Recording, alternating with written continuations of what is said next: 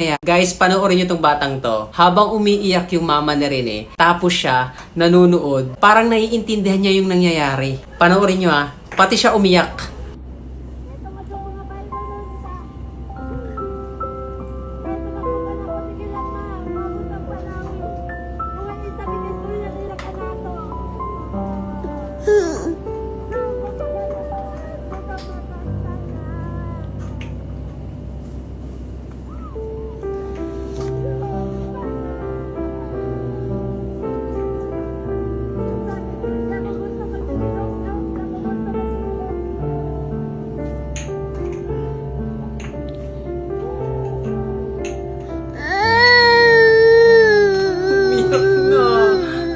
Umiyak na. Kawawa naman baby boy na yan.